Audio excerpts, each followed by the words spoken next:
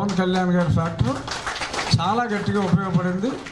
జన సైనికులు 100% పూర్తి చిత్తశుద్ధితో తెలుగుదేశం వేరు జనసేన వేరు అని ఏ ఒక్కడో కూడా అనుకోలే.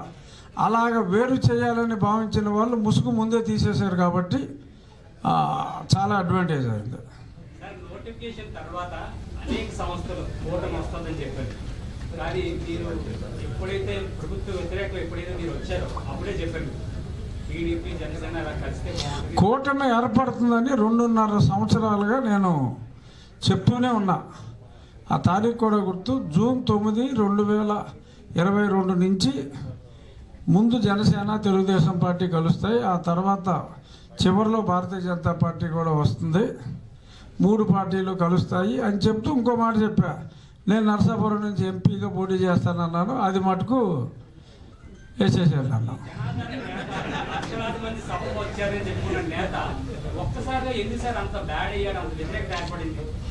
లక్షలాది మందిని తోలుకొచ్చారు.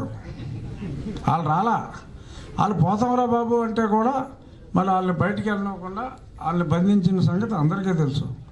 సో వాళ్ళందరినీ కూడా బలవంతంగా ఆ చివరి రోజుల్లో మా భీమవరం వస్తే 980 బస్సులు వేస్తే అక్కడ 7,000 మంది లేరు. అంటే బస్సుకి 10 మంది కూడా రాలా.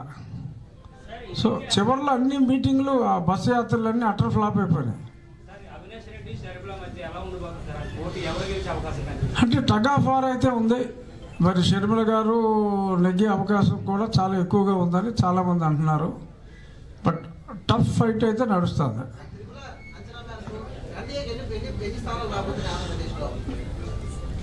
దురదృష్టం మమ్మల్ని వెంటాడితే 125, అదృష్టం వెంటాడితే 150 దాడుతుంది.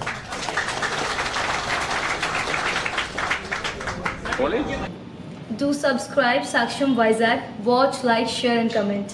Thank you.